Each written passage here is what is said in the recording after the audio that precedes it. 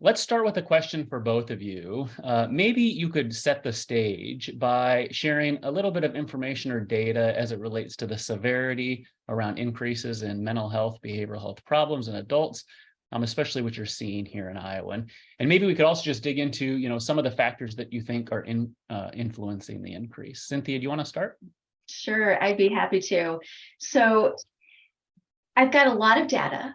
There's a lot of data out there about mental health, and I'm going to focus specifically on Iowa to kind of just bring it home to really what we're dealing with here, right here in Iowa.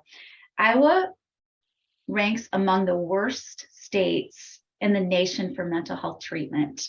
We're 47th in psychiatrists, 44th in mental health workforce availability, and 51st in the ratio of state psychiatric beds to residents.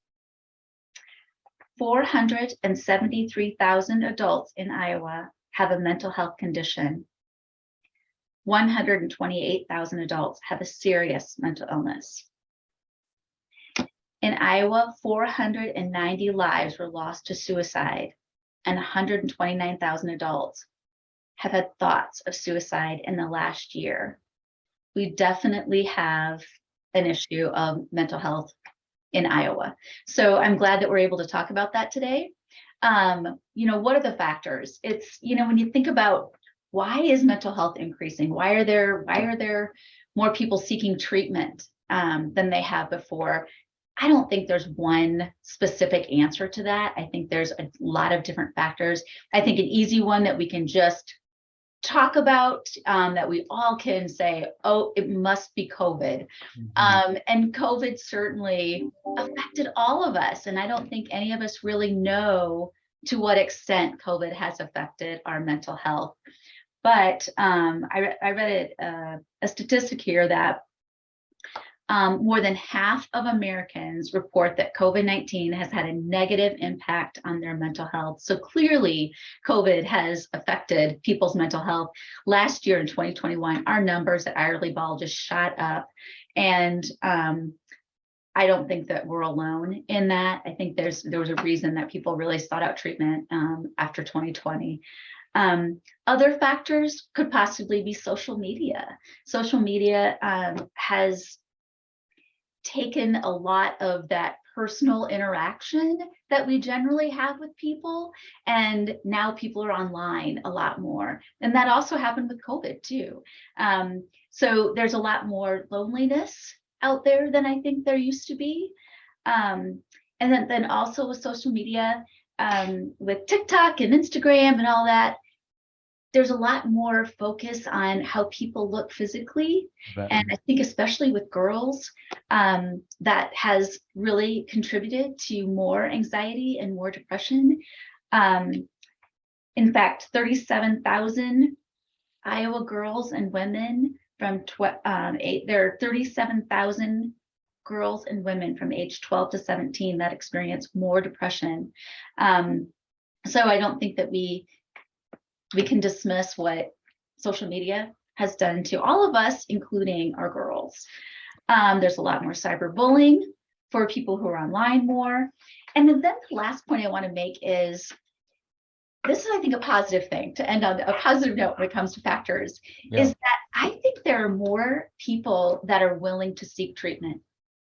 I think there are, like lifting the veil. I mean, there's right. More people talking about mental health, and it's okay to go out and find a therapist, or maybe just go out and get an assessment. I think that it's becoming more acceptable to do that than what it used to be. I think there's still stigma out there, but there's less stigma.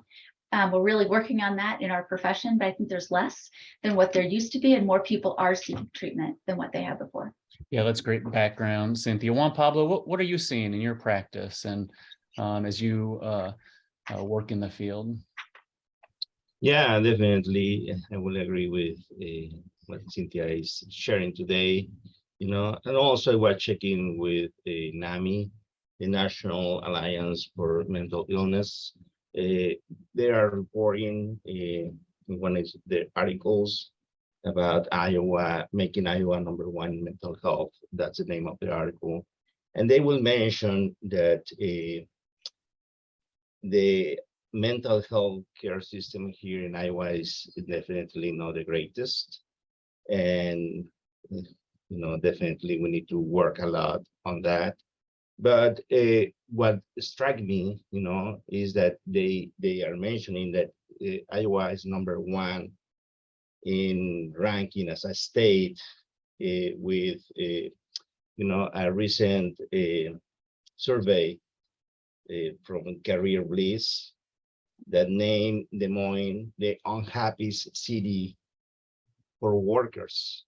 Wow. So what that brings is, a big concern why people will be experiencing depression, anxiety, among other causes of that, but is one of the big ones, that we haven't maybe reflect on, because obviously we will talk about, the how COVID had impacted us, Right.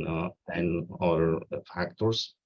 Uh, we have a big rural community here in Iowa, but just thinking about, how the work culture are in a lot of places is not really, helping people. So I just have seen clients that will come feeling super unhappy about how they are treated by employers, by the boss, and the culture that they would have. Definitely I can see that in not just white people, but also Hispanics and Blacks and other communities that we have.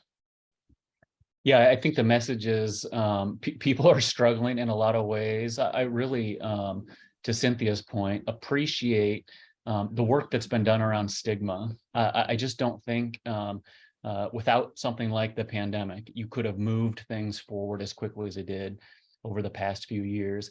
Having said that, it's contributed to the problem a little bit because it's more socially acceptable to seek therapy and counseling, yet you heard the statistics about the reduction in, or the workforce shortages that Iowa has. So the demand is actually creating more issues as it relates to workforce, because we just don't have enough providers. So here's a plug for everybody out there that cares about this space. It's never too late to pursue a master's degree in social work or counseling and get into the field, because the need is really great.